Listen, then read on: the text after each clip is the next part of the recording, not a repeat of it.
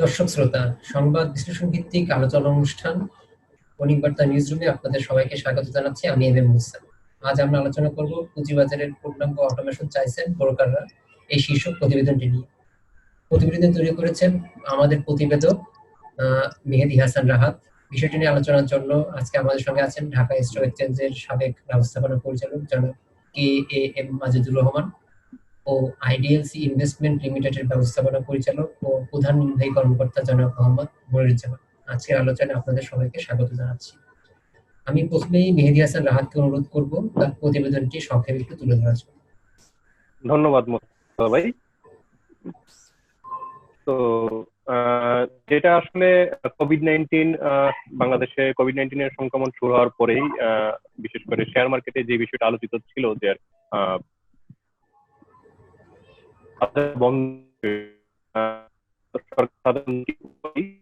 ছাব্বিশ তারিখ অবশ্য স্বাধীনতা দিবসের ছুটি ছিল, তারপরে শুক্র শনি, তারপরে রবিবার থেকেও মূলত হচ্ছে যে 29 তারিখ থেকেই বাজার চালু হওয়ার কথা ছিল, কিন্তু সেটা সাধারণ ছুটির কারণে আর এই কোভিড-19 এই বাজার আর চালু হয়নি। তো এই দীর্ঘ 2 মাসেরও বেশি সময় ধরে প্রায় 65 দিন পরে পুঁজিবাজার চালু হলো গত 31শে মে থেকে। এই যে দীর্ঘ সময়টা যে বন্ধ ছিল, এই বন্ধ থাকার বিষয়টা নিয়ে অনেক আলোচনা হয়েছে, অনেক সমালোচনা হয়েছে এবং নানা রকম কারণ বিশ্লেষণ অনেক কিছুই হয়েছে যে আসলে কেন আমাদের বাজার বন্ধ ছিল, আমাদের সক্ষমতার ঘাটতি কোন জায়গায়, কেন আমরা বাজার চালু করতে পারছি না। তো যখন দীর্ঘ 2 মাসেরও বেশি সময় পরে যখন বাজার চালু হলো, তো তার প্রেক্ষিতে একটা বিষয় দেখা যাচ্ছে যে আসলে আগের যে প্রেক্ষাপট ছিল, লকডাউনের সময়ে সাধারণ ছুটির সময় যে প্রেক্ষাপট ছিল আর এখনের যে প্রেক্ষাপট, দুই প্রেক্ষাপটের মধ্যে সমান কোনো পার্থক্য নেই। তো এখনো প্রতিদিন সংক্রমণ বাড়ছে, এখনো মানে হয়তোবা মানুষজন যে যার মতো কর্পোরেট সেক্টর থেকে অন্য সেক্টর থেকে সবাই তাদের মতো সীমিত পরিসরে নিজেদের সিকিউরিটি বজায় রেখে সবাই তাদের কার্যক্রম চালাচ্ছে। তো সেই এখানে একটা ইনিশিয়েটিভের বিষয় আছে যে হয়তোবা মানে যখন 2 মাস বন্ধ ছিল সেই সময়টাতে যদি সবাই মিলে যদি একটা সম্মিলিত প্রয়াস যদি নেওয়া যেত, একটা যদি কম্বাইন্ড ওয়ার্কিং প্ল্যান করা যেত যে আসলে কিভাবে মার্কেটটা চালু রাখা যায়, তাহলে হয় মাস বন্ধ না রাখলেও চলতো, হয়তো আরো আগে বাজার চালু করা যেত। তো সম্প্রতি গত বৃহস্পতিবারে বাংলাদেশ সিকিউরিটিজ অ্যান্ড এক্সচেঞ্জ কমিশনের নতুন কমিশনের সাথে বাংলাদেশের পুঁজিবাজারের সিইওদের একটি সংগঠন, ক্যাপিটাল মার্কেট ওয়েলফেয়ার সোসাইটি, ওনারা সাক্ষাৎ করতে গিয়েছিলেন। তো সেখানে তারা হচ্ছে যে ক্যাপিটাল মার্কেট রিলেটেড বেশ কিছু সম্পর্কে আলোচনা করেছেন। এটা একটা কার্টিসি কল ছিল নতুন কমিশনের সাথে, পাশাপাশি ওনারা বাজার সম্পর্কিত বেশ কিছু এজেন্ডা তুলে ধরেছেন, সেগুলো ডিসকাস করেছেন। তো সেই আলোচনা থেকে যে বিষয়টা মানে আপনার উঠে এসেছে আর কি, ওনারা আপনার ট্যাক্স ইনসেন্টিভ, তারপরে হচ্ছে যে বাজারের ডিমান্ড সাইড আরো ইনক্রিজ করা, প্লাস হচ্ছে যে brokerage house, merchant bank, asset management company, market intermediate প্রতিষ্ঠান যারা আছে তাদের জন্য কিছু প্রণোদনা দেওয়া, এগুলো নিয়ে আলোচনা করেছেন। তো পাশাপাশি আরেকটা যে বিষয় গুরুত্ব পেয়েছে সেটা হচ্ছে যে ক্যাপিটাল মার্কেটের অটোমেশন। কারণ তারা সবাই হচ্ছে বেশি সময় তারা ঘরে বসেছিলেন, এই যে প্রতিষ্ঠানগুলো তাদের কিন্তু প্রতি মাসের অপারেটিং কস্ট কিন্তু বন্ধ ছিল না, তাদের অপারেটিং কস্ট বিয়ার করতে হয়েছে, কিন্তু এর বিপরীতে এই প্রতিষ্ঠান কোনো ইনকাম আসেনি। যদি বাজার চালু থাকতো তাহলে কিছু না কিছু হলেও এই প্রতিষ্ঠানগুলোর ইনকাম হতো। হ্যাঁ, হয়তোবা নর্মাল সময়ের মতো খুব বেশি ইনকাম না হলেও তার 50% কম হলেও তো ইনকাম হতো। তো আসলে তো সেই বাস্তবতা থেকে, সেই প্রেক্ষাপট থেকে তো বাজারের যারা আছেন আর কি, বাজার সংশ্লিষ্ট যারা আছেন তারা সবাই আসলে রিয়েলাইজ করতে পেরেছেন যে আসলে এ বাজারটা চালু থাকা উচিত ছিল, এবং সেটা চালু থাকার জন্য আমাদের যে প্রযুক্তিগত সক্ষমতা, সেই সক্ষমতার যে ঘাটতি গুলো আছে সেই ঘাটতি গুলো যাতে অত্যন্ত এবার দূর করে মানে বাংলাদেশ আমাদের পুঁজিবাজারকে যাতে একটা পুরোপুরি অটোমেশন সিস্টেমের আওতায় যাতে নিয়ে আসা যায়, আমাদের মার্কেট যেটা এখন পার্শিয়ালি অটোমেটেড যাতে ফুললি অটোমেটেড যাতে হয়, এই বিষয়টা তো ওনারা জোর দিয়েছেন। এবং হচ্ছে যে সিকিউরিটি অ্যান্ড এক্সচেঞ্জ কমিশন তারাও বিষয়টাতে অ্যাওয়ার আছেন, ওনারাও এটা নিয়ে কাজ করছেন। হ্যাঁ, তবে ওনাদের পয়েন্ট অফ ভিউ থেকে বিষয়টা আসছে সেটা হচ্ছে যে রাতারাতি এই যে সক্ষমতা বাড়ানোর বিষয়টা রাতারাতি সম্ভব না, সেটার জন্য কিছুটা সময় প্রয়োজন। হ্যাঁ, তবে এই জিনিসটা তাদের সক্রিয় বিবেচনায় আছে এবং এর জন্য এই প্রযুক্তিগত সক্ষমতা বাড়ানো, ঘাটতিগুলো দূর করার ক্ষেত্রে যা যা করা প্রয়োজন তারা শিখবেন। তো এক্ষেত্রে তারা সিকিউরিটিজ এক্সচেঞ্জ কমিশন তারা তো হচ্ছে রেগুলেটর, তারা গাইডেন্স দিতে পারেন। এক্ষেত্রে মূল দায়িত্বটা পালন হবে স্টক এক্সচেঞ্জটি, কারণ মার্কেট তার, প্ল্যাটফর্ম তার।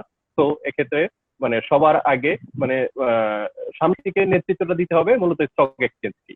তো রিসেন্টলি স্টক এক্সচেঞ্জও একটা তাদের বোর্ড মিটিং একটা ডিসিশন নিয়েছেন, যে তারা একটা কমিটি করেছেন, যে এই কমিটি আসলে একটা করবে যে আসলে মার্কেট অটোমেশন করার জন্য আসলে কি কি করণীয় রয়েছে বা কোন কোন জায়গায় ঘাটতিগুলো আছে সেগুলো কি কমিটিকে তারা একটা রিপোর্ট দিতে বলেছে। তো সেই রিপোর্টের বেসিসে তারা হয়তো একটা ওয়ার্কিং প্ল্যান তৈরি করবে আর কি। তো মূলত মোটা দাগে এই ছিল বিষয় আর কি, আমাদের টপিক ছিল এইটাই। ধন্যবাদ মেহেদী হাসান রাহাতকে।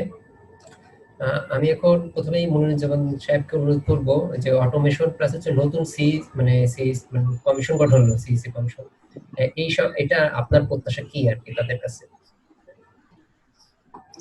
জি, আমরা ঢাকা স্টক এক্সচেঞ্জের যে লিডারশিপ টিমটা দেখলাম সেটাও একটা পরিবর্তন এসেছে। আর আমাদের এসএসসি তে সম্পূর্ণ নতুন ভাবে 3জন কমিশনার জয়েন করেছেন। তো নতুনদের কাছে আমাদের তো অনেক কিছু প্রত্যাশা থাকে, এটা মানুষের এক্সপেকটেশন লেভেলটা অনেক বেশি থাকে। তো কোভিড-19 সিচুয়েশনে এটা বাংলাদেশের শুধুমাত্র একাকী একটা সমস্যা না, এটা সারা ওয়ার্ল্ডের একটা সমস্যা। তো আমরা দেখেছি যে বিভিন্ন কান্ট্রি এখানে বিভিন্নভাবে রেসপন্ড করেছে। আমেরিকান স্টক এক্সচেঞ্জের সিইও উনি শুরুতে এসে বলেছেন যে মার্কেটে যাই হোক না কেন আমরা কিন্তু মার্কেট বন্ধ করব না। সো সেটা একটা ইনভেস্টরদের মনে একটা কনফিডেন্স দিয়েছে যে না, তাদের access to capital, access to liquidity, এই জিনিসটা এটা অক্ষুণ্ণ থাকবে। তাদের ট্রেডিং ফ্লোরে অনেকে করোনা ভাইরাসে এফেক্টেড হয়েছেন, অনেকে কোভিড পজিটিভ হয়েছেন, সেটা সংক্রমিত হয়েছিল, বাট স্টিল তাদের যে অটোমেটেড যে ট্রেডিং সেটা কিন্তু কন্টিনিউ হয়েছে। তো আমরা ওয়ার্ল্ডে খুব বেশি এক্সাম্পল দেখি না যেখানে আসলে মার্কেটটা শাটডাউন হয়েছে। শ্রীলঙ্কাতে প্রায় 2 মাস মতো শাটডাউন হয়েছিল। শ্রীলঙ্কা আমাদের থেকে অনেক ছোট একটা ইকোনমি, মার্কেট আমাদের থেকে ছোট। আর একটা ছোট আর একটা কান্ট্রি জর্ডান, সেখানে আম্মান স্টক এক্সচেঞ্জ সেখানে বন্ধ হয়েছিল, বাট তারাও আমাদের আগে খুলে দিয়েছে। আর আরেকটা জিনিস যেটা দেখতে পেলাম যে আমাদের নতুন এসএসসির লিডারশিপ টিম তারাও এটা আসার পরই যখনই ছুটিটা শেষ হয়েছে তখন তারা মার্কেটটা খুলে দিয়েছেন। সো প্রত্যাশা আমাদের যেটাই থাকবে যে মার্কেটটা খুবই একটা বেসিক একটা বা ক্রিটিক্যাল একটা সার্ভিস হিসাবে এটা গ্লোবালি ট্রিটেড হয়। যে মানুষ যেমন ব্যাংকে গেলে যাতে টাকা উঠাতে পারে এটিএম এর মাধ্যমে, ঠিক সেরকম এখানেও যাতে তার একটা ইনভেস্টমেন্ট, সেই ইনভেস্টমেন্টটা সে যে কোনো সময় সেল করে তার যদি লিকুইড অর্থের প্রয়োজন হয় সেটা যেন করতে পারে। সো এই ফ্রিডমটাই, এই এক্সেস এক্সেসের বা ইজি লিকুইডিটি, এটাই এটা ক্যাপিটাল মার্কেট বৈশিষ্ট্য। আমি কেন জমি কিনি না বা বিল্ডিং না কিনে বা একটা কোম্পানির নন লিস্টেড কোম্পানির শেয়ার না কিনে আমি লিস্টেড কোম্পানি কিনি? Because I can sell any time. এটা খুবই লিকুইড একটা জিনিস, এবং এই লিকুইডিটিটা প্রোভাইড করাই হচ্ছে স্টক ক্যাপিটাল মার্কেটের কাজ, এবং স্টক এক্সচেঞ্জ এখানে প্ল্যাটফর্মটা প্রোভাইড করে থাকে। সো আমার এক্সপেকটেশন থাকবে যে মার্কেট যদি ব্যাংকিং সিস্টেমটা যদি ওপেন থাকে তাহলে we should have a system যেখানে আমাদের স্টক এক্সচেঞ্জ গুলো লেনদেনটা চালু রাখতে পারে। আমাদের তো অটোমেশনটা শুরু হয়েছিল, আংশিক অটোমেশনও হয়েছে আর কি। আমার প্রশ্ন ছিল যে পূর্ণাঙ্গ অটোমেশন কেন হলো না, এবং এখন করতে হলে আসলে দ্রুত করতে হলে কি করা উচিত আর কি? আচ্ছা, আমাদের ট্রেডিং সিস্টেম, ম্যাচিং ইঞ্জিন, এগুলো তো পুরোপুরি অটোমেটেড, এখানে ম্যানুয়াল কোনো ইন্টারভেনশন নাই। এখানে যে জিনিসটা দরকার যে আমার স্টক এক্সচেঞ্জ যে মেশিনটা সেটা চালু করার জন্য তো কিছু স্কেলিটন স্ট্রাকচারের একটা দরকার, সেটা সেটা একটা আছে, আমাদের অটোমেটিক সিস্টেম আছে। এখন কি জিনিসগুলো নাই, যে জিনিসগুলো যেমন ধর আমরা মিস করেছি যে অনেক প্রাইস সেনসিটিভ ইনফরমেশন, যেটা এই 2 মাসেও অনেক কোয়ার্টারলি আর্নিংস এসেছে, অনেক অ্যানুয়াল আর্নিংস এসেছে, বা যে কোনো প্রাইস সেনসিটিভ ইনফরমেশন যে কোনো সময় তৈরি হতে পারে। হ্যাঁ, কোনো ফ্যাক্টরিতে একটা দুর্ঘটনা ঘটতে পারে, সেই প্রাইস সেনসিটিভ ইনফরমেশন গুলো কিন্তু এক্সচেঞ্জে এটা কেউ দিতে পারেন না, অথবা এক্সচেঞ্জও এটা দিলেও এটা ডিসমিনেট করার মতো একটা অবস্থা ছিল না। সো এই সাইটটা একটা যে রিপোর্ট ফিডিং গুলো এই জিনিসটা আমাদের অটোমেটেড না। সেটা আমি শুনেছি যে স্টক এক্সচেঞ্জের ব্যাপারে কাজ করেছেন এবং এর মধ্যে অলরেডি উদ্যোগ নিয়েছেন। আর আরেকটা জিনিস যেটা অনেক কি বলছিলেন যে আমাদের ব্রোকারেজ হাউসগুলো হয়তো বা প্রিপেয়ার্ড না, কিন্তু ব্রোকারেজ হাউসগুলো স্কেলিটন স্ট্রাকচার নিয়ে অল্প কিছু লোক নিয়ে এসে চালু করা সম্ভব। এবং সেটা আমরা দেখেছি যে এখন যে সাধারণ ছুটি শেষ হয়ে যাওয়ার পরে ব্রোকারেজ হাউস গুলো তাদের অফিস খুলেছেন এবং অল্প কিছু লোকজন নিয়ে তারা অফিস কার্যক্রমগুলো চালাচ্ছেন। তো এখানে এর মধ্যে যে জিনিসটা সুবিধা হয়েছে যে এখানে আমরা কিন্তু আমাদের সিস্টেমগুলোকে কিভাবে আরো এফিশিয়েন্ট ওয়েতে, আরো অটোমেটেড ওয়েতে রান করতে পারি সেটার একটা সেলফ অ্যাসেসমেন্টের একটা সুযোগ এসেছে এবং ইমপ্রুভমেন্টের একটা সুযোগ এসেছে। যে এর আগে হয়তো বা আমরা এটাতে অতটা করিনি, আমরা অ্যাটেনশনটা দিইনি, বাট এখন আমাদের এই জিনিসটা আমাদের নজরে চলে এসেছে। সো আমাদের প্রবলেম গুলো আমাদের সামনে চলে এসেছে। সো স্টক এক্সচেঞ্জ জানেন যে তাদের পক্ষ থেকে কি কি লিমিটেশনস আছে, আমরা যারা অপারেট করি আমাদের সাইড থেকে কি কি লিমিটেশনস আছে, এই জিনিসগুলো কিছু ধরেন যে বাই অর্ডার, সেল অর্ডার, এগুলো ফিজিক্যালি দেওয়ার এখনো পর্যন্ত নিয়ম কানুন গুলো আছে যে যে কোনো ইলেকট্রনিক অর্ডার দেওয়ার 24 ঘন্টার মধ্যে সেটা সাইন হতে হবে। ওই জিনিসগুলো কিছু কিছু সংশোধনের জায়গা আছে, but more or less the system is running এবং আমরা এখন এটা অপারেট করছি, ইলেকট্রনিক্যালি অপারেট করছি। সো কিছু ইমপ্রুভমেন্ট হলে এটা আরো এফিশিয়েন্ট হবে। মাজেদুর রহমান স্যারের কাছে আসবো। আপনি তো অনেকদিন ধরেই আপনি ঢাকা স্টক এক্সচেঞ্জের ব্যবস্থাপনা পরিচালকের দায়িত্ব পালন করেছেন। এই কোভিড-19 আমাদের তো ধরেন 2টা মাস বন্ধ ছিল, তো মানে কাজ করতে পারিনি, আমরা শেয়ার বাজার রানিং চালু করতে পারিনি।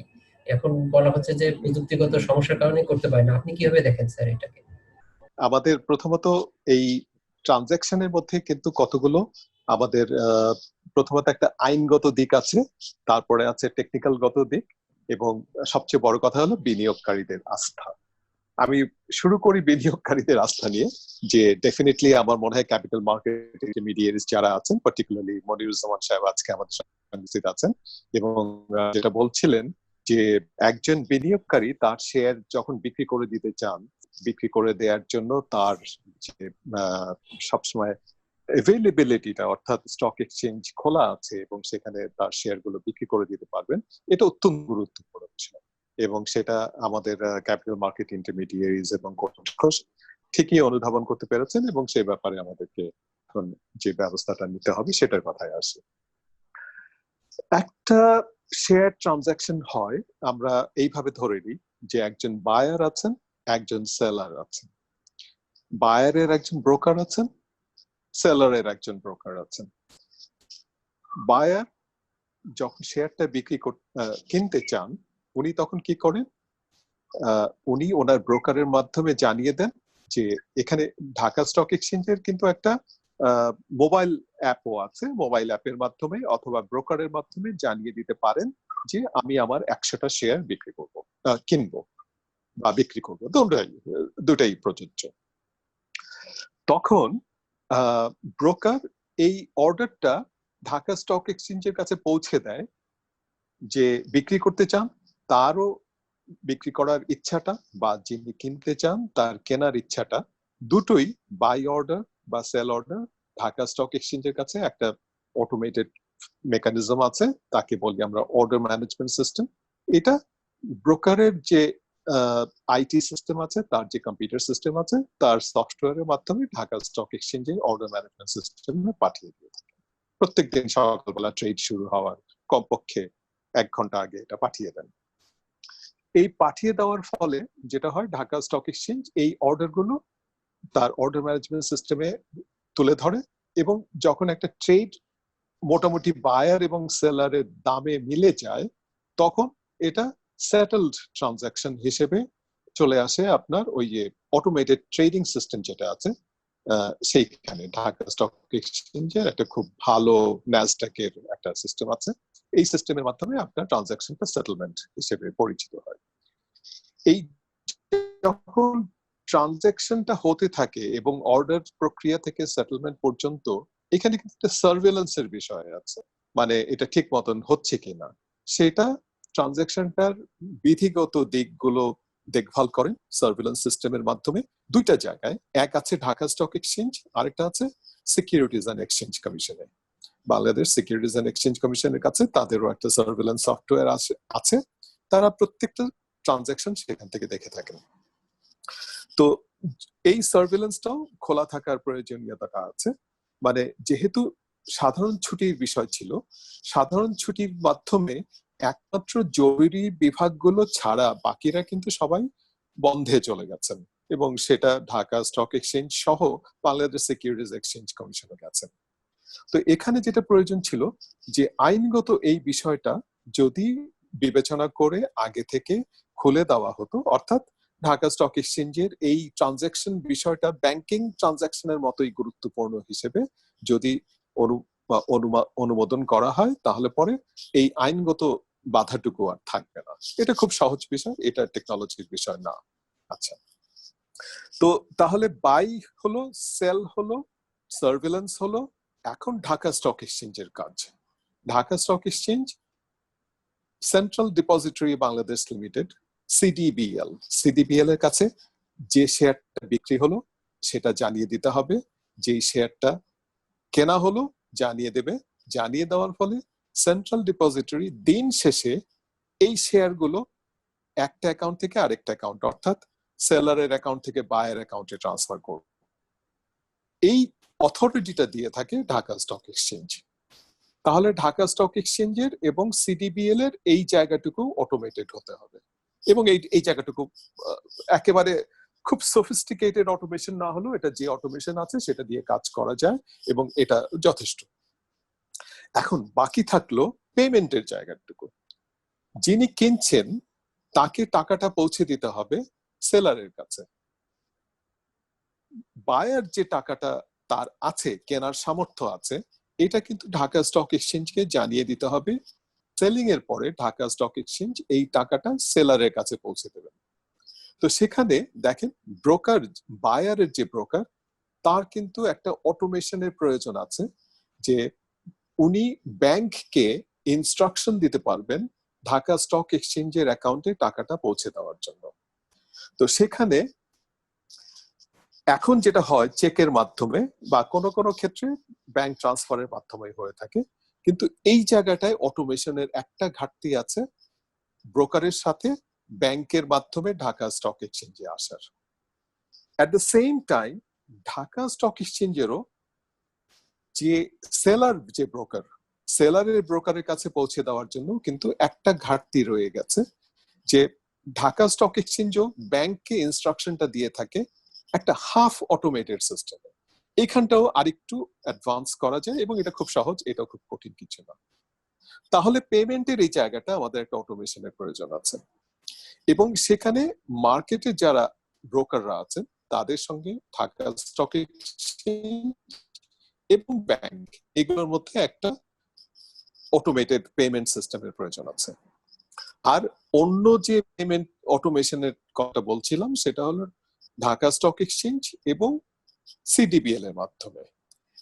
এই কাজগুলো যাতে সমন্বিতভাবে এক ছাদের নিচে থেকে হতে পারে, তার জন্য আমরা একটা কোম্পানি ফর্ম করেছিলাম, প্রায় 1 বছর হয়ে গেল।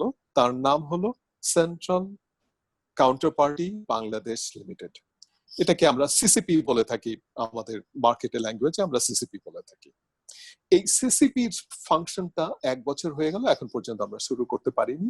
এই জায়গাটায় যদি ত্বরান্বিত করে আমরা এই দায়িত্বগুলো সিসিপির কাছে চলে যায়, তাহলে কিন্তু অটোমেশনের জায়গাগুলো একবারে সব করা সম্ভব হবে। হ্যাঁ, তো আমার এখানে আমি যতটুকু বুঝি তাতে করে আমি বলবো যে এই ইস্যুগুলোকে সব আইডেন্টিফাই করে আমরা সিসিপি কে আমরা খুব দ্রুত অ্যাক্টিভেট করা প্রয়োজন।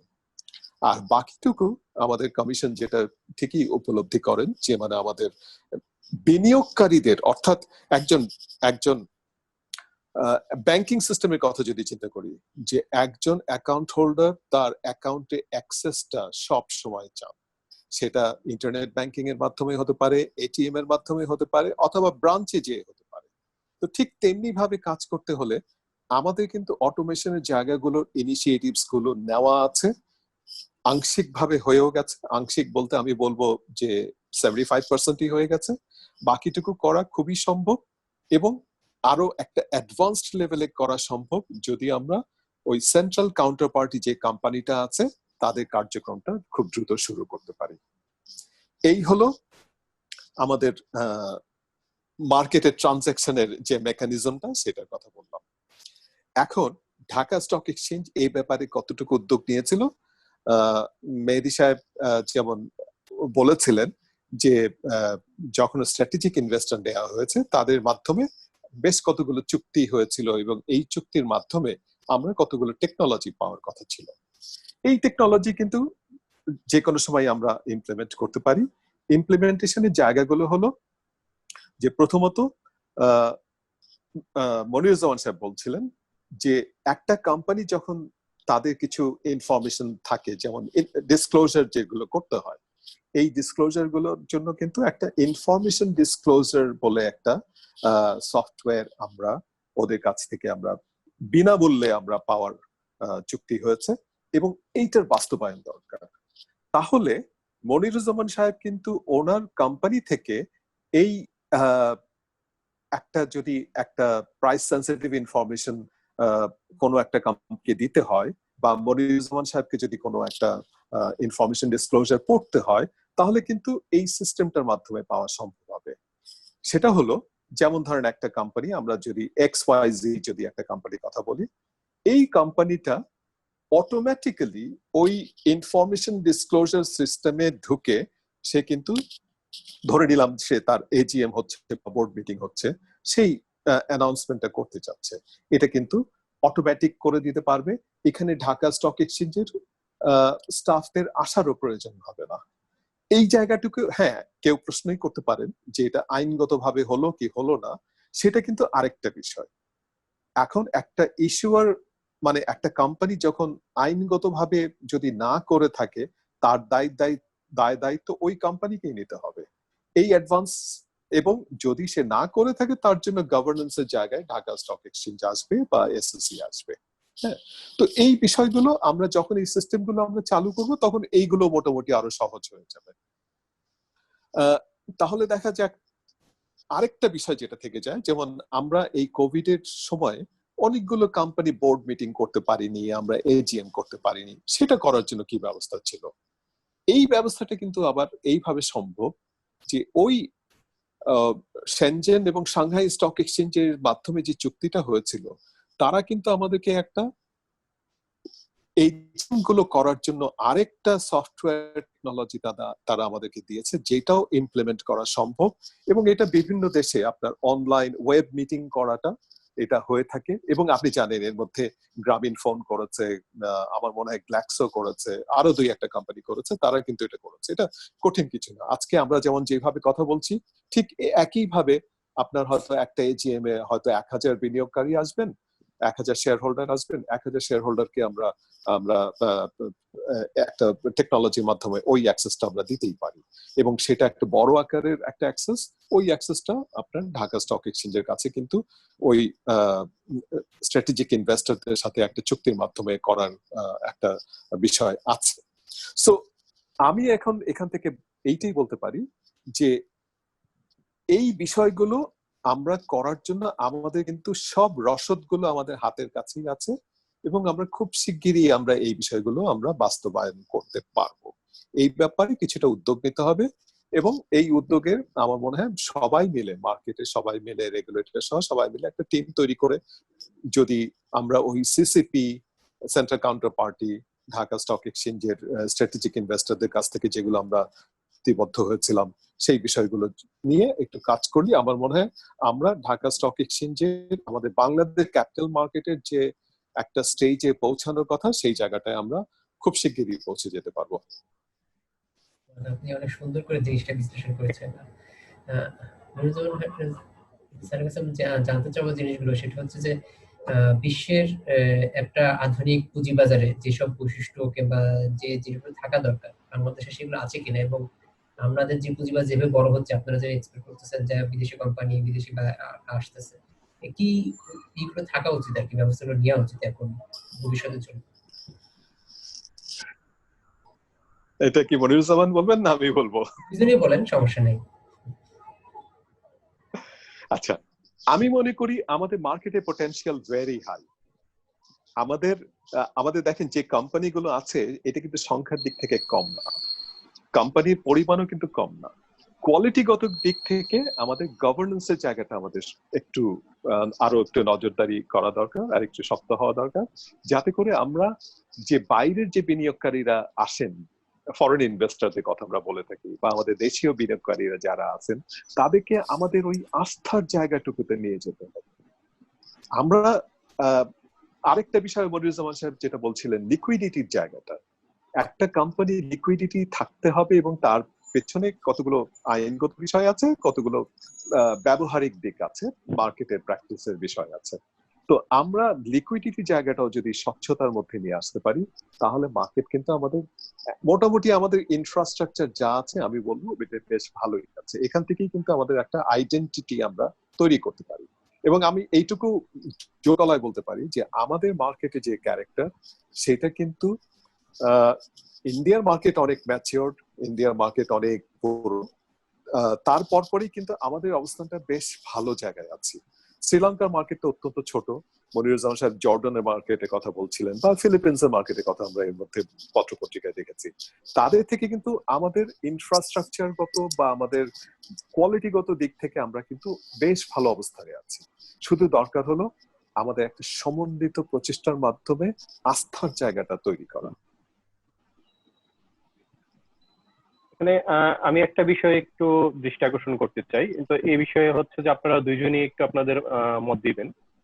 সেটা হচ্ছে যে আপনি একটু আগে চীনের উদাহরণ দিলেন, যে আমাদের দেশের শেয়ার মার্কেটের ঢাকা স্টক এক্সচেঞ্জের যারা স্ট্র্যাটেজিক পার্টনার শেনজেন এবং সাংহাই স্টক এক্সচেঞ্জ, আমরা যতটুকু জানি যে চীনে আপনার তাদের ওইখানে মোবাইলের মাধ্যমেই ইনভেস্টররা শেয়ার মার্কেটের সব ধরনের কার্যক্রম, লেনদেন থেকে ধরে আনুষঙ্গিক সবকিছু করতে পারেন, এবং সেটা হচ্ছে যে আপনার মোবাইলের মাধ্যমেই আপনার ইভেন সেখানে হচ্ছে যে 90% বেশি ট্রানজেকশন সবকিছু মোবাইল অ্যাপের মাধ্যমে হয়। তো এখন আমাদের এখানে একটা মোবাইল অ্যাপ আছে। তো আপনি যখন ডিএসিএমডি ছিলেন সেই মোবাইল অ্যাপটা চালু হয়েছিল। আসলে সেটা আমরা যদি দেখি যে লাস্ট স্ট্যাটিস্টিক্স যদি দেখি যে মোবাইল অ্যাপস এর মাধ্যমে লেনদেন করছেন এরকম ইনভেস্টরের সংখ্যা সম্ভবত 55,000 প্লাস এখন পর্যন্ত। আমি যতটুকু জানি যে আপনার মোবাইল অ্যাপসে রেজিস্ট্রেশন করেছেন 50,000। আর আমরা যদি আমাদের দেশের বিও অ্যাকাউন্টের সংখ্যা ধরি সেটা 5 লাখ, তো তারা সবাই হয়তো বা অ্যাক্টিভ না। এখন আমি যদি এর 1/3 যদি আমি ধরি যে হয়তো এর 1/3 ইনভেস্টর অ্যাক্টিভ, সেই হিসেবে আমরা বলতে 8-9 লাখের মতো বিনিয়োগকারী আছেন যারা অ্যাক্টিভলি ট্রেড করেন। তো এখন আমি যদি 8 লাখ ধরি, তো সেই 8 লাখ থেকে মাত্র হচ্ছে যে আপনার মোবাইল অ্যাপসে আপনার এনলিস্টেড হয়েছে 5,000।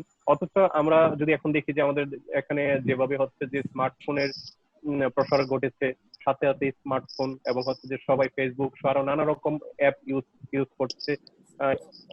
তো সেই ক্ষেত্রে আপনার হচ্ছে যে এই মোবাইল অ্যাপ যেটা আর কি, সেটা জনপ্রিয় না হওয়ার কারণটা কি? আর একই সাথে আরেকটা বিষয়, সেটা হচ্ছে যে অন্য দেশ যেমন চীনের উদাহরণ বললাম, চীন বা অন্যান্য দেশে আপনার মোবাইল অ্যাপস এর মাধ্যমে তারা সেই ট্রেডিং সিস্টেমটাকে পপুলার করলো। এই ক্ষেত্রে তাদের সাথে আমাদের ডিফারেন্সটা কোন জায়গায়? আমাদের ওইটা একটু আপনারা দুইজনই একটু বলবেন। মনিরুজ্জামান আপনি বলবেন প্রথমে? আচ্ছা, আমি প্রথমে বলি। মোবাইল অ্যাপটা যখন শুরু হয়েছিল, হ্যাঁ, তখন এই ব্যাপারে যে কমিউনিকেশন গুলো এসেছিল, সোফার আই রিকল, যে এই জিনিসটাকে কিন্তু ওভাবে আমরা খুবই হোল হার্টেডলি এটার প্রচার প্রসারের জন্য কাজ করেছি এটা আমার মনে পড়ে না। বরং এই জিনিসগুলো আমাদেরকে বিভিন্নভাবে বোঝানো হয়েছিল যে দেয়ার আর সাম রিস্ক, এই রিস্কগুলো আপনি ইয়ে দিতে পারবেন কি পারবেন না, এটা ম্যানেজ করতে পারবেন কি পারবেন না, সেগুলো ম্যানেজ করে তারপরে আপনি ক্লায়েন্টকে এক্সেস দেন। সো এটার আমি যে যতদূর জানি যে সবগুলো হাউস তাদের সবগুলো ক্লায়েন্টকে কিন্তু এই সার্ভিসটা দেয় না। এটা ক্লায়েন্টদের অনেক সময় চেয়ে নিতে হয়, এবং অনেক ব্রোকারেজ হাউস এটা দিতেও চায় না। সো এটা ব্রোকারেজ হাউসের সাইড থেকে একটা ডিসকারেজ করা হয়েছে কোনো কোনো ক্ষেত্রে, এটা এমনি কথা মাধ্যমে আমি শুনেছি। আচ্ছা, তো ডিসকারেজ কেন ব্রোকারেজ হাউস গুলো করছে সেটার পেছনে যদি আপনি যান, তাহলে দেখতে পাবেন যে আমাদের যে এই ট্রেডার কমিউনিটি, যে আমাদের যে ক্যাপিটাল মার্কেটের যে ক্লায়েন্ট বেসটা, এটা আরএম সেন্ট্রিক, মানে ট্রেডার সেন্ট্রিক। সো একজন ট্রেডার কিছু তার ক্লায়েন্ট আছে, তার পরিচিত, সেই ক্লায়েন্টদের ট্রেড উনি তার ক্লায়েন্টের ইনস্ট্রাকশনে উনি এক্সিকিউট করে থাকেন এবং ক্লায়েন্টের উপরে তার একটা ইনফ্লুয়েন্স থাকে। সো পসিবলি এটা হতে পারে যে একটা ক্লায়েন্ট যদি মোবাইল অ্যাপে চলে যান, তাহলে ওই ট্রেডারের যে হোল্ড ওই ক্লায়েন্টের প্রতি, সেটা ওভাবে থাকবে না। তখন হয়তো বা ক্লায়েন্ট ডিরেক্টলি তার ট্রেডারের হেল্প ছাড়াই স্টক এক্সচেঞ্জে টার্ন ওভার করতে অভ্যস্ত হয়ে যাবেন, এবং ট্রেডার তার যে আগের যে ইনফ্লুয়েন্সটা ছিল বাই সেল বা সিকিউরিটি সিলেকশনে, সেটা হয়তো অত থাকবে না। এটা this could be one reason. আরেকটা রিজন হতে পারে যে মোবাইল অ্যাপে যদি ট্রেড করে, তাহলে তো এটা তো ক্লায়েন্ট নিজে ট্রেড করলো, এখানে যে আরএম তার পারফরমেন্স এখানে শো করার কতটুকু সুযোগ আছে, এটা কি তার আন্ডারে রেভিনিউ জেনারেট হয়েছে এরকম হিসাবে কাউন্ট হবে না হবে না। সো এগুলো ব্রোকারেজের ইন্টারনাল মডেল। আর মোবাইল অ্যাপটা যেটা এখানে দেওয়া হয়েছে, এটা একটা সেন্ট্রাল অ্যাপ। অন্যান্য দেশে যেটা হয় যে স্টক এক্সচেঞ্জ গুলো একটা কানেক্টিভিটি দেয়, যেখানে ব্রোকারেজ হাউস গুলো তাদের নিজস্ব ব্যাক অফিস এবং ফ্রন্ট অফিস সিস্টেম বা মোবাইল অ্যাপ সিস্টেমের সাথে সেই কানেক্টিভিটি এস্টাবলিশ করতে পারে। So every brokerage house can have their own mobile app বা order management, internet order management system, যেটা আমাদের এখানে সেন্ট্রালাইজড। আচ্ছা, এর ফলে যেটা হয়েছে, এখানে কিছু লিমিটেশন আছে। যেরকম আমি একটা ক্লায়েন্টকে যে শেয়ার লিমিট বা ক্যাশ লিমিট যেটা দিচ্ছি, সেটা দুইটা স্টক এক্সচেঞ্জে, অনেকগুলো ব্রোকারেজ হাউসে দুইটা স্টক এক্সচেঞ্জের তাদের মেম্বারশিপ আছে। সো ওই ক্লায়েন্টটা যদি ডিএসসি তে ট্রেড করে আবার সিএসসি তে ট্রেড করে, তাহলে তার ঝামেলা হয়ে যাবে। দুই জায়গায় হচ্ছে অর্ডার এক্সিকিউশনের ফলে শর্ট সেল বা ওভার পারচেজ হয়ে যেতে পারে। সো এটা একটা একটা ঝামেলা। আর অ্যাপেরও কিছু লিমিটেশন আছে। যেরকম অ্যাপে ড্রিপে কোনো অর্ডার দেওয়া যায় না। আমি যদি কম্পিউটার ট্রেডের মাধ্যমে দিই, আমি যদি বড় কোনো শেয়ার পারচেজ করতে চাই, আমি তো ড্রিপ কোয়ান্টিটি ওখানে ইউজ করি, মানে 1000 শেয়ার আমি বাই করবো, আমি 100টা ড্রিপ দিলাম।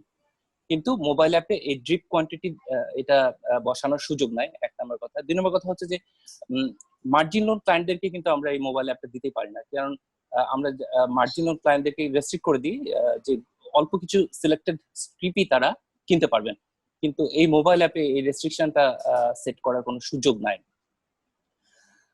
আরো ছোটখাটো কিছু লিমিটেশন আছে যেগুলো মোবাইল অ্যাপের রেস্ট্রিকশন গুলো সেট আপ করা সম্ভব হয় না, বাট ওই ট্রেড গুলো যদি ক্লায়েন্ট করে থাকে, তাহলে সেটা একটা রেগুলেশনের ভায়োলেশন হয়ে যায়। সো ওভারঅল এটা ম্যাটার অফ অ্যাপ্রোচ। এটা আসলে ব্রোকারেজ হাউস গুলো থেকে ওই রকম ভাবে উদ্যোগ নেওয়া হয় নাই যে মোবাইল অ্যাপটাকে পপুলারাইজ করা হয়। যারা নিউ জেনারেশন টেক সাভি যে ট্রেডাররা আছেন, ওনারা এটা হয়তো চেয়ে নিয়েছেন rather than brokerage houses going to them and selling it. So এইখানে একটা অ্যাপ্রোচের একটা ব্যাপার আছে। এই জিনিসগুলো কিভাবে সলভ করা যায়, এটা নিয়েও এটা ওয়ার্ক করা যেতে পারে, যে কেন ব্রোকারেজ হাউসগুলো এটাকে ওভাবে মার্কেটিং করেননি। বাট কোভিড সিচুয়েশন আমাদেরকে ফোর্স করেছে এটা রিথিঙ্ক করার জন্য, এবং এখন ক্লায়েন্টরাও চাইবেন, ক্লায়েন্টদের পার্সপেক্টিভ থেকেও এটার ডিমান্ড তৈরি হবে। সো ওইখানে যে লুপহোলস গুলো আছে সেটা একটা সলভ করার সুযোগ আমরা পাবো, এটাই আশাবাদ ব্যক্ত করে আমি শেষ করছি। আমার মনে হয় মনিরুজ্জামান সাহেব খুব চমৎকার ভাবে দুটো অ্যাসপেক্ট, একটা হলো একটা মার্কেটিং অ্যাসপেক্ট, আরেকটা হলো একটা টেকনোলজিক্যাল অ্যাসপেক্ট। মার্কেটিং অ্যাসপেক্টে আমরা যেটা দেখতে পাচ্ছি যে কিছু কিছু অনীহা ছিল, একটা পুরোনো জায়গা থেকে নতুন জায়গায় আসতে গেলে পরে যেটা হয় মাইন্ড সেটকে চেঞ্জ করতে যে উদ্যোগটা নেওয়া প্রয়োজন, সেই উদ্যোগটা নেওয়ার প্রয়োজন আছে। এবং আমরা এটাও জানি যে আপনার যখন আমরা যদি একটা নতুন কিছু চালু করতে যাই, তার পেছনে যে একটা এফর্ট দেওয়ার দরকার থাকে, একটা ক্যাম্পেইন করার দরকার থাকে, সেই ক্যাম্পেইনটা কিন্তু আমরা করতে পারিনি। না করতে পারার পিছনে কিছুটা কারণ আমি শুধু অল্প একটুখানি বলবো, খুব বেশি এটা বোধহয় বলা ঠিক হবে না, কারণ আমরা এখন সবাই পজিটিভলি নতুন দিকে এগিয়ে যাচ্ছি। সেটা হলো যে আগে কিন্তু একটা ডিমিউচুয়ালাইজড এক্সচেঞ্জ ছিল না, আগে ছিল ব্রোকারদের ওন্ড এক্সচেঞ্জ, এবং ব্রোকাররা তাদের স্বার্থ কিভাবে রক্ষিত হয়। তারা 250 জন ব্রোকার, তারাই সবাই মানে ছোট বড় বলে কোনো কথা ছিল না, সবাই আমরা এক ফ্রেমে, সবাই আমরা সমান, এই ধরনের একটা অ্যাটিটিউড থেকে তারা কিন্তু সবার স্বার্থ সংরক্ষণ করার জন্য তারা তাদের নিজস্ব কতগুলো মেকানিজম তৈরি করতেন। এখন সেখান থেকে বেরিয়ে এসে আমরা একটা ডিমিউচুয়ালাইজড এক্সচেঞ্জে এসেছি। ডিমিউচুয়ালাইজড এক্সচেঞ্জে সেখানে market dynamics will be more important. এই জায়গাটুকু আমাদেরকে সেইভাবে তৈরি করতে হবে এবং আমাদের ভবিষ্যৎ স্ট্র্যাটেজির জায়গাটা এই বিষয়টাকে প্রধান হিসেবে গণ্য করতে হবে। আরেকটা বিষয় হলো টেকনোলজিক্যাল বিষয়গুলোতে আমি বলবো আমি নিজের কথা বলতে পারি, সেটা হলো যে একটা মোবাইলে যে যতখানি ইউজার ফ্রেন্ডলি হওয়া উচিত ঠিক ততটুকু ফিচার্স আমাদের অতখানি ছিল না।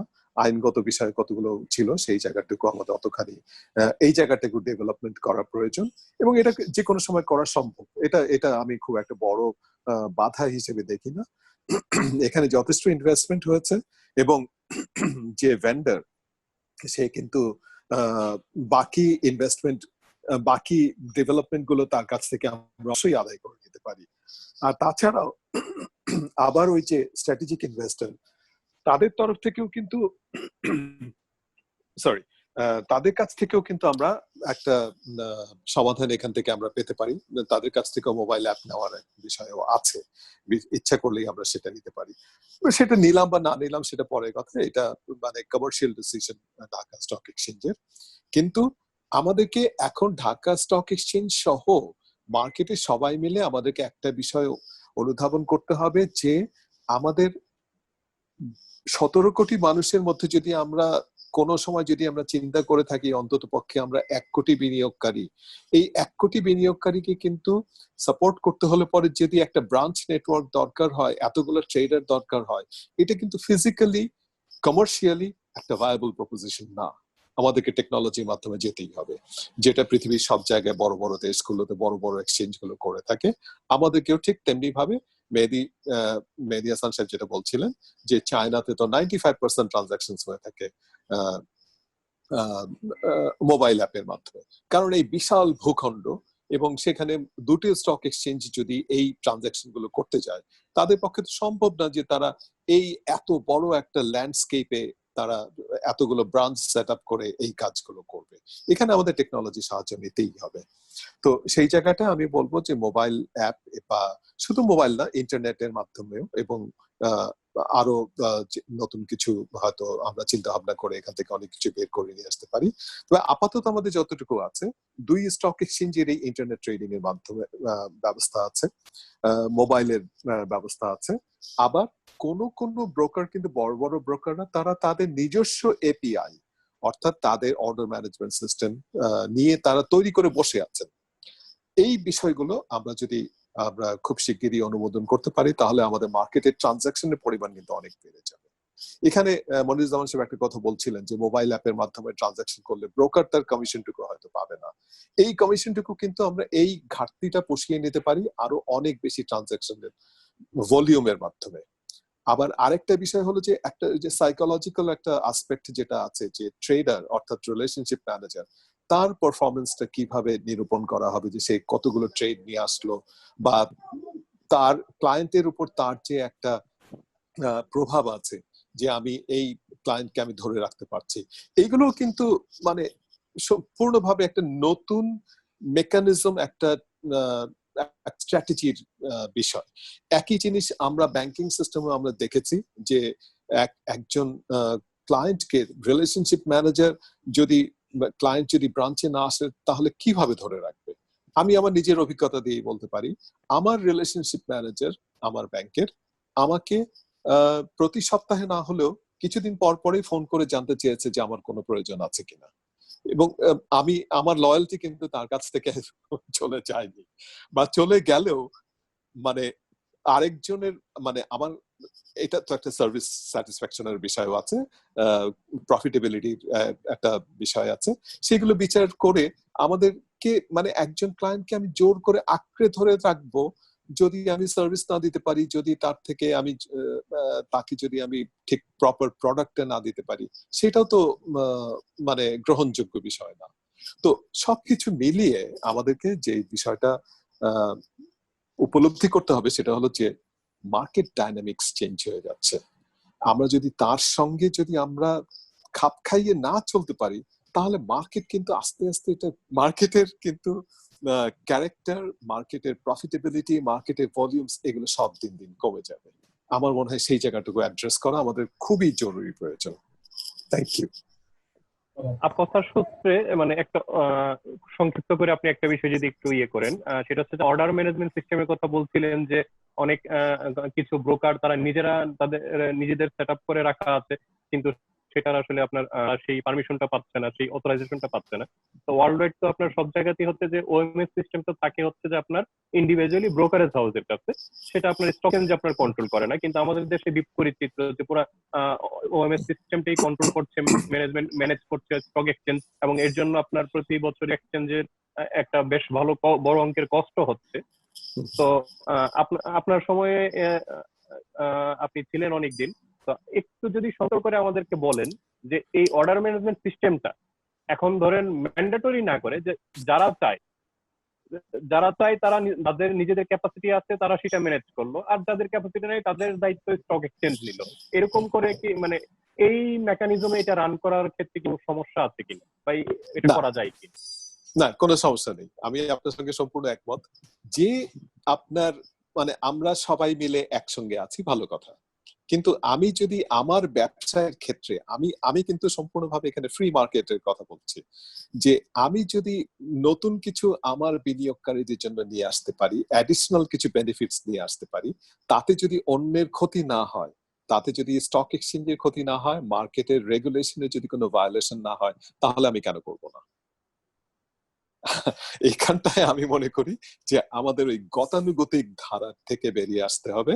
আমাদের যারা এই জায়গাটুকু এগিয়ে যেতে পারছে, আমরা তাদেরকে পিছন থেকে ধরে রাখার কোনো প্রয়োজন নেই, তারা এগিয়ে যাক, এবং তারা তাদের মাধ্যমে আমরা একটা নতুন এক্সপিরিয়েন্স পাবো, তাদের মাধ্যমে নতুন টেকনোলজি পাবো, এবং তাদের মাধ্যমে বড় মার্কেটের সাইজটাও বৃদ্ধিপ্রাপ্ত হবে, সেটা আমরা দেখতে পাবো। মনির ভাইকে এই বিষয়ে কিছু বলবেন? ওএমএস সিস্টেম ইন্ডিভিজুয়াল প্রতিষ্ঠান বা আপনারা মানে অর্ডার ম্যানেজ ওএমএস সিস্টেমটা আপনাদের কাছে থাকলে আপনারা কি মানে ভেরিয়েশন আনতে পারতেন, রিয়েলাইজ করতে পারতেন? ডেফিনেটলি আপনি একটা ইম্পর্টেন্ট পার্সপেক্টিভ হাইলাইট করেছেন। এটা আমি মনে হয় যে গত 10 বছর ধরে শুনে আসছি যে ঢাকা স্টক এক্সচেঞ্জ ওএমএস বা এপিআই কানেক্টিভিটি, জিনিসটা টেকনিক্যাল টার্মে এটা দিবে, বাট এটা গত 10 বছরেও হয় না। চিটাগং স্টক এক্সচেঞ্জ কিন্তু দিয়ে ফেলেছে তাদের কানেক্টিভিটিটা, বাট আমরা আসলে ডিএসসি কানেক্টিভিটি ছাড়া এই বড় ব্রোকারেজ হাউস যারা আছে বা ইনস্টিটিউট আছে তারা এই জিনিসটাকে ফ্রুটফুল হিসাবে এটা লঞ্চ করতে পারছে না। তো এটা এখন দু জায়গায় নতুন লিডারশিপ এসেছেন, আমরা আশা করব যে তারা জিনিসটাকে দেখবেন। যে প্রাইভেট সেক্টরে আমাদের যদি আমরা সুন্দরভাবে মোর ক্যাপাবল, মোর ইউজার ফ্রেন্ডলি এবং এখানে রিস্ক ম্যানেজমেন্ট আমরা বেটার করতে পারবো, এই ধরনের একটা সিস্টেম যদি আমরা তৈরি করতে পারি তাহলে আমাদেরকে সেই সুযোগটা দেওয়া উচিত। আমরা এক্সচেঞ্জের কাছে একটা কানেক্টিভিটি চাচ্ছি, এটা আমরা সফটওয়্যার চাচ্ছি না, কিন্তু সেই সুযোগটা গেটওয়েটা ওপেন করে দিলে তাহলে আমরা ট্রানজাকশন মানে এই সিস্টেমগুলো রোল আউট করতে পারবো এবং ক্লায়েন্টদেরকে বেটার সার্ভ করতে পারবো, কমিউনিটিকে বেটার সার্ভ করতে পারবো। ধন্যবাদ আপনাদের তিনজনকে, অনেক সুন্দর অনেক গুরুত্বপূর্ণ আলোচনা আমরা শুনলাম। আশা করি এখান থেকে আমরা নতুন কমিশন গঠন হয়েছে, আশা করি এগিয়ে যাবে সবাই। ভালো থাকবেন আপনারা, সবাইকে ধন্যবাদ আজকে এই প্রাণবন্ত আলোচনা অংশগ্রহণ করার জন্য। মনিরুজ্জামান স্যারকে এবং মাজেদুর রহমান স্যারকে অনেক অনেক ধন্যবাদ। ভবিষ্যতে আমরা নতুন কোনো বিষয় নিয়ে আবার হাজির হব। ততদিন ভালো থাকবেন, সুস্থ থাকবেন, স্বাস্থ্যবিধি মেনে চলবেন। ধন্যবাদ।